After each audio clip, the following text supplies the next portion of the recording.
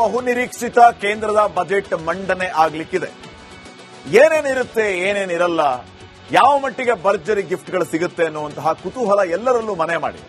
ಹಾಗಿದ್ರೆ ಮತ್ತೊಮ್ಮೆ ತೆರಿಗೆ ವಿನಾಯಿತಿ ಮಿತಿಯನ್ನ ಹೆಚ್ಚಳ ಮಾಡ್ತಾರಾ ನಿರ್ಮಲಾ ಸೀತಾರಾಮನ್? ಆ ಸಾಧ್ಯತೆಗಳನ್ನ ತಳ್ಳಿ ಹಾಕುವಂತಿಲ್ಲ.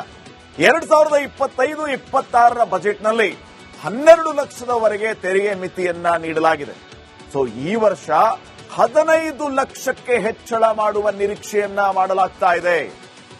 ಇನ್ನ ಕೃಷಿ ಕ್ಷೇತ್ರಕ್ಕೆ 1.5 ಲಕ್ಷ ಕೋಟಿ ರೂಪಾಯಿ ಅನುದಾನವನ್ನ ಕೇಂದ್ರ ಈ ಸಾರಿ ನೀಡುತ್ತಾ ಈ ಮೂಲಕ ದೇಶದ ರೈತರಿಗೆ ಬಂಪರ್ ಸುದ್ದಿಯನ್ನ ಕೊಡ್ತಾರಾ ಪ್ರಧಾನಿ ಮೋದಿ ಅವರು?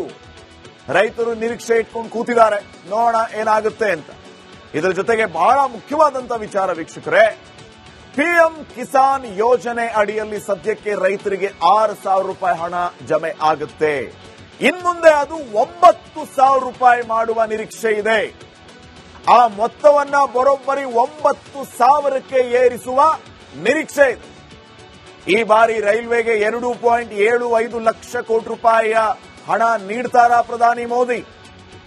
ಗೇಜ್ ಪರಿವರ್ತನೆ, ಹಳಿ ದ್ವಿಗುಣ, ಹೊಸ ಮಾರ್ಗ ಸೃಷ್ಟಿ ಇವೆಲ್ಲವೂ ಕೂಡ ಅನುದಾನದಿಂದ ಬಳಕೆ ಆಗತ್ತೆ. ಇನ್ನ ಬುಲೆಟ್ ರೈಲುಗಳ ಕಾಮಗಾರಿ ಪೂರ್ಣಗೊಳ್ಳೋದಕ್ಕೆ ಆದ್ಯತೆಯನ್ನು ಕೂಡ ನೀಡಲಾಗುತ್ತೆ. ಬುಲೆಟ್ ರೈಲಿಗೆ ಕಳೆದ ಬಾರಿಗಿಂತ 10% ಹೆಚ್ಚು ಅನುದಾನ ಕೊಡುವ ಗುರಿಯನ್ನ ಸರ್ಕಾರ ಹೊಂದಿದೆಯಂತೆ.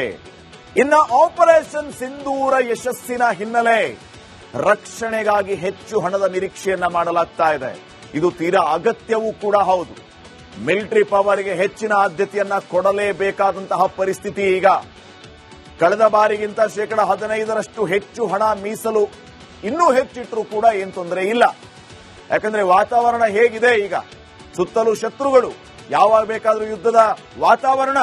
ಹಿಂಗಾಗಿ ಹೆಚ್ಚು ಅನುದಾನವನ್ನ, ದುಡ್ಡನ್ನ ಮಿಲಿಟರಿಗಾಗಿ ಮೀಸಲಿಟ್ಟರೆ ತಪ್ಪೇನಿಲ್ಲ.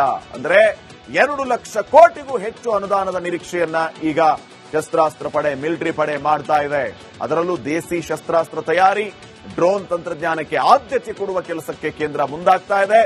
ಎಲೆಕ್ಟ್ರಿಕ್ ವಾಹನಗಳ ಬ್ಯಾಟರಿ ಉತ್ಪಾದನೆಗೆ ಹೆಚ್ಚಿನ ಸಬ್ಸಿಡಿಯನ್ನ ನೀಡುವ ಮೂಲಕ ಎಲೆಕ್ಟ್ರಿಕ್ ವೆಹಿಕಲ್ಸ್ಗೂ ಕೂಡ ಉತ್ತೇಜನ ನೀಡೋದು. ದಿನೇ ವಾಯುವೇಗದಲ್ಲಿ ಚಿನ್ನದ ದರ ಹೆಚ್ಚಾಗ್ತಾ ಇದೆ. ನೋಡಿ, ಈಗ ಚಿನ್ನದ ವಿಚಾರ ಬಹಳ ಮುಖ್ಯವಾದಂತಹ ವಿಚಾರ. ಯಾವಾಗ ಚಿನ್ನದ ದರ ಕಡಿಮೆ ಆಗುತ್ತೆ ಅಂತ ಹೇಳಿ ಎಲ್ಲರೂ ಕಾಯ್ತಿದ್ದಾರೆ. ಅದರಲ್ಲೂ ಮಧ್ಯಮ ವರ್ಗದ ಜನ ಗೋಲ್ಡ್ ರೇಟ್ ಕಡಿಮೆ ಆಗಬೇಕು, ಮಗಳು ಮದುವೆ ಮಾಡಬೇಕು, ಚಿನ್ನದ ರೇಟ್ ಜಾಸ್ತಿ ಆಗಿದೆ, ಏನ್ ಮಾಡೋಣ ಅಂತ ಚಿಂತೆ ಕಾಡ್ತಾ ಇದೆ. ಈಗಾಗಲೇ ಇವತ್ತು ಚಿನ್ನದ ದರ ಕಡಿಮೆ ಆಗಿದೆ.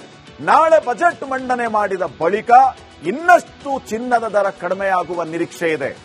6ರಷ್ಟಿರೋ ಬಂಗಾರದ ಆಮದು ಸುಂಕ ಇಳಿಕೆ ಮಾಡುವ ಸಾಧ್ಯತೆ ಇದೆ. ಇದು ಆಗ್ಬಿಟ್ರೆ ಗೋಲ್ಡ್ ರೇಟ್ ಇನ್ನಷ್ಟು ಕಡಿಮೆ ಆಗುತ್ತೆ ನಾಳೆ. ಇನ್ನ ಆರೋಗ್ಯ, ಜೀವ ವಿಮೆಗೆ ಕ್ರಾಂತಿಕಾರಿ ಬದಲಾವಣೆ ಮಾಡೋದಕ್ಕೆ ಸರ್ಕಾರ ಮುಂದಾಗ್ತಾ ಇದೆ. ವೈಯಕ್ತಿಕ ಆರೋಗ್ಯ ವಿಮೆ ಪಾಲಿಸಿಗಳಿಗೆ 0% GST ಭಾರಿ ಅನುಕೂಲ ಆಗುತ್ತೆ. ಈ ಎಲ್ಲ ಯೋಜನೆಗಳು ನಿಜಕ್ಕೂ ನಾಳೆ ಬಜೆಟ್ನಲ್ಲಿ ಪ್ರಸ್ತಾಪ ಆದ್ರೆ. ಇನ್ನು ನೆಕ್ಸ್ಟ್, ನಾಳೆ ಬಹುನಿರೀಕ್ಷಿತ ಕೇಂದ್ರದ ಬಜೆಟ್ ಮಂಡನೆ ಆಗ್ಲಿಕ್ಕಿದೆ. ಏನೇನಿರುತ್ತೆ ಏನೇನಿರಲ್ಲ, ಯಾವ ಮಟ್ಟಿಗೆ ಭರ್ಜರಿ ಗಿಫ್ಟ್ಗಳು ಸಿಗುತ್ತೆ ಅನ್ನುವಂತಹ ಕುತೂಹಲ ಎಲ್ಲರಲ್ಲೂ ಮನೆ ಮಾಡಿದೆ. ಹಾಗಿದ್ರೆ ಮತ್ತೊಮ್ಮೆ ತೆರಿಗೆ ವಿನಾಯಿತಿ ಮಿತಿಯನ್ನ ಹೆಚ್ಚಳ ಮಾಡ್ತಾರಾ ನಿರ್ಮಲಾ ಸೀತಾರಾಮನ್? ಆ ಸಾಧ್ಯತೆಗಳನ್ನ ತಳ್ಳಿ ಹಾಕುವಂತಿಲ್ಲ. 2025-26 ಬಜೆಟ್ನಲ್ಲಿ 12 ಲಕ್ಷದವರೆಗೆ ತೆರಿಗೆ ಮಿತಿಯನ್ನ ನೀಡಲಾಗಿದೆ. ಸೊ ಈ ವರ್ಷ 15 ಲಕ್ಷಕ್ಕೆ ಹೆಚ್ಚಳ ಮಾಡುವ ನಿರೀಕ್ಷೆಯನ್ನ ಮಾಡಲಾಗ್ತಾ ಇದೆ. ಇನ್ನ ಕೃಷಿ ಕ್ಷೇತ್ರಕ್ಕೆ 1.5 ಲಕ್ಷ ಕೋಟಿ ರೂಪಾಯಿ ಅನುದಾನವನ್ನ ಕೇಂದ್ರ ಈ ಸಾರಿ ನೀಡುತ್ತಾ ಈ ಮೂಲಕ ದೇಶದ ರೈತರಿಗೆ ಬಂಪರ್ ಸುದ್ದಿಯನ್ನ ಕೊಡ್ತಾರಾ ಪ್ರಧಾನಿ ಮೋದಿ ಅವರು? ರೈತರು ನಿರೀಕ್ಷೆ ಇಟ್ಕೊಂಡು ಕೂತಿದ್ದಾರೆ, ನೋಡೋಣ ಏನಾಗುತ್ತೆ ಅಂತ.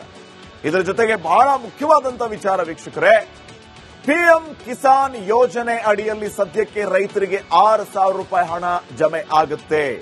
ಇನ್ಮುಂದೆ ಅದು 9,000 ರೂಪಾಯಿ ಮಾಡುವ ನಿರೀಕ್ಷೆ ಇದೆ.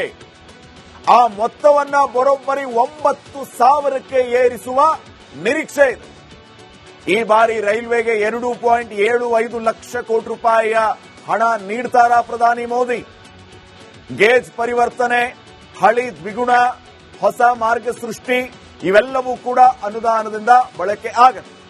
ಇನ್ನ ಬುಲೆಟ್ ರೈಲುಗಳ ಕಾಮಗಾರಿ ಪೂರ್ಣಗೊಳ್ಳೋದಕ್ಕೆ ಆದ್ಯತೆಯನ್ನು ಕೂಡ ನೀಡಲಾಗುತ್ತೆ.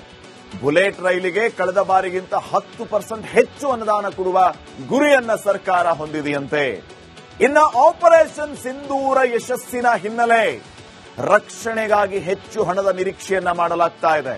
ಇದು ತೀರಾ ಅಗತ್ಯವೂ ಕೂಡ ಹೌದು. ಮಿಲಿಟರಿ ಪವರ್ಗೆ ಹೆಚ್ಚಿನ ಆದ್ಯತೆಯನ್ನ ಕೊಡಲೇಬೇಕಾದಂತಹ ಪರಿಸ್ಥಿತಿ ಈಗ.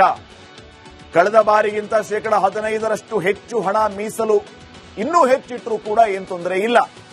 ಯಾಕಂದ್ರೆ ವಾತಾವರಣ ಹೇಗಿದೆ ಈಗ, ಸುತ್ತಲೂ ಶತ್ರುಗಳು, ಯಾವಾಗ ಬೇಕಾದ್ರೂ ಯುದ್ಧದ ವಾತಾವರಣ. ಹಿಂಗಾಗಿ ಹೆಚ್ಚು ಹೆಚ್ಚು ಅನುದಾನವನ್ನ, ದುಡ್ಡನ್ನ ಮಿಲಿಟರಿಗಾಗಿ ಮೀಸಲಿಟ್ಟರೆ ತಪ್ಪೇನಿಲ್ಲ. ಅಂದ್ರೆ 2 ಲಕ್ಷ ಕೋಟಿಗೂ ಹೆಚ್ಚು ಅನುದಾನದ ನಿರೀಕ್ಷೆಯನ್ನ ಈಗ ಶಸ್ತ್ರಾಸ್ತ್ರ ಪಡೆ, ಮಿಲಿಟರಿ ಪಡೆ ಮಾಡ್ತಾ ಇದೆ. ಅದರಲ್ಲೂ ದೇಸಿ ಶಸ್ತ್ರಾಸ್ತ್ರ ತಯಾರಿ, ಡ್ರೋನ್ ತಂತ್ರಜ್ಞಾನಕ್ಕೆ ಆದ್ಯತೆ ಕೊಡುವ ಕೆಲಸಕ್ಕೆ ಕೇಂದ್ರ ಮುಂದಾಗ್ತಾ ಇದೆ. ಎಲೆಕ್ಟ್ರಿಕ್ ವಾಹನಗಳ ಬ್ಯಾಟರಿ ಉತ್ಪಾದನೆಗೆ ಹೆಚ್ಚಿನ ಸಬ್ಸಿಡಿಯನ್ನ ನೀಡುವ ಮೂಲಕ ಎಲೆಕ್ಟ್ರಿಕ್ ವೆಹಿಕಲ್ಸ್ಗೂ ಕೂಡ ಉತ್ತೇಜನ ನೀಡೋದು. ದಿನೇ ದಿನೇ ವಾಯುವೇಗದಲ್ಲಿ ಚಿನ್ನದ ದರ ಹೆಚ್ಚಾಗ್ತಾ ಇದೆ. ನೋಡಿ, ಈಗ ಚಿನ್ನದ ವಿಚಾರ ಬಹಳ ಮುಖ್ಯವಾದಂತಹ ವಿಚಾರ. ಯಾವಾಗ ಚಿನ್ನದ ದರ ಕಡಿಮೆ ಆಗುತ್ತೆ ಅಂತ ಹೇಳಿ ಎಲ್ಲರೂ ಕಾಯ್ತಿದ್ದಾರೆ. ಅದರಲ್ಲೂ ಮಧ್ಯಮ ವರ್ಗದ ಜನ ಗೋಲ್ಡ್ ರೇಟ್ ಕಡಿಮೆ ಆಗಬೇಕು, ಮಗಳು ಮದುವೆ ಮಾಡಬೇಕು, ಚಿನ್ನದ ರೇಟ್ ಜಾಸ್ತಿ ಆಗಿದೆ, ಏನ್ ಮಾಡೋಣ ಅಂತ ಚಿಂತೆ ಕಾಡ್ತಾ ಇದೆ. ಈಗಾಗಲೇ ಇವತ್ತು ಚಿನ್ನದ ದರ ಕಡಿಮೆ ಆಗಿದೆ. ನಾಳೆ ಬಜೆಟ್ ಮಂಡನೆ ಮಾಡಿದ ಬಳಿಕ ಇನ್ನಷ್ಟು ಚಿನ್ನದ ದರ ಕಡಿಮೆಯಾಗುವ ನಿರೀಕ್ಷೆ ಇದೆ. 6ರಷ್ಟಿರೋ ಬಂಗಾರದ ಆಮದು ಸುಂಕ ಇಳಿಕೆ ಮಾಡುವ ಸಾಧ್ಯತೆ ಇದೆ. ಇದು ಆಗ್ಬಿಟ್ರೆ ಗೋಲ್ಡ್ ರೇಟ್ ಇನ್ನಷ್ಟು ಕಡಿಮೆ ಆಗುತ್ತೆ ನಾಳೆ. ಇನ್ನ ಆರೋಗ್ಯ, ಜೀವ ವಿಮೆಗೆ ಕ್ರಾಂತಿಕಾರಿ ಬದಲಾವಣೆ ಮಾಡೋದಕ್ಕೆ ಸರ್ಕಾರ ಮುಂದಾಗ್ತಾ ಇದೆ. ವೈಯಕ್ತಿಕ ಆರೋಗ್ಯ ವಿಮೆ ಪಾಲಿಸಿಗಳಿಗೆ 0% GST ಭಾರಿ ಅನುಕೂಲ ಆಗುತ್ತೆ. ಈ ಎಲ್ಲ ಯೋಜನೆಗಳು ನಿಜಕ್ಕೂ ನಾಳೆ ಬಜೆಟ್ನಲ್ಲಿ ಪ್ರಸ್ತಾಪ ಆದ್ರೆ. ಇನ್ನು ನೆಕ್ಸ್ಟ್, ನಾಳೆ ಬಹುನಿರೀಕ್ಷಿತ ಕೇಂದ್ರದ ಬಜೆಟ್ ಮಂಡನೆ ಆಗ್ಲಿಕ್ಕಿದೆ. ಏನೇನಿರುತ್ತೆ, ಏನೇನಿರಲ್ಲ, ಯಾವ ಮಟ್ಟಿಗೆ ಭರ್ಜರಿ ಗಿಫ್ಟ್ಗಳು ಸಿಗುತ್ತೆ ಅನ್ನುವಂತಹ ಕುತೂಹಲ ಎಲ್ಲರಲ್ಲೂ ಮನೆ ಮಾಡಿದೆ. ಹಾಗಿದ್ರೆ ಮತ್ತೊಮ್ಮೆ ತೆರಿಗೆ ವಿನಾಯಿತಿ ಮಿತಿಯನ್ನ ಹೆಚ್ಚಳ ಮಾಡ್ತಾರಾ ನಿರ್ಮಲಾ ಸೀತಾರಾಮನ್? ಆ ಸಾಧ್ಯತೆಗಳನ್ನ ತಳ್ಳಿ ಹಾಕುವಂತಿಲ್ಲ. 2025-26 ಬಜೆಟ್ನಲ್ಲಿ 12 ಲಕ್ಷದವರೆಗೆ ತೆರಿಗೆ ಮಿತಿಯನ್ನ ನೀಡಲಾಗಿದೆ. ಸೊ ಈ ವರ್ಷ 15 ಲಕ್ಷಕ್ಕೆ ಹೆಚ್ಚಳ ಮಾಡುವ ನಿರೀಕ್ಷೆಯನ್ನ ಮಾಡಲಾಗ್ತಾ ಇದೆ. ಇನ್ನ ಕೃಷಿ ಕ್ಷೇತ್ರಕ್ಕೆ 1.5 ಲಕ್ಷ ಕೋಟಿ ರೂಪಾಯಿ ಅನುದಾನವನ್ನ ಕೇಂದ್ರ ಈ ಸಾರಿ ನೀಡುತ್ತಾ ಈ ಮೂಲಕ ದೇಶದ ರೈತರಿಗೆ ಬಂಪರ್ ಸುದ್ದಿಯನ್ನ ಕೊಡ್ತಾರಾ ಪ್ರಧಾನಿ ಮೋದಿ ಅವರು? ರೈತರು ನಿರೀಕ್ಷೆ ಇಟ್ಕೊಂಡು ಕೂತಿದ್ದಾರೆ, ನೋಡೋಣ ಏನಾಗುತ್ತೆ ಅಂತ.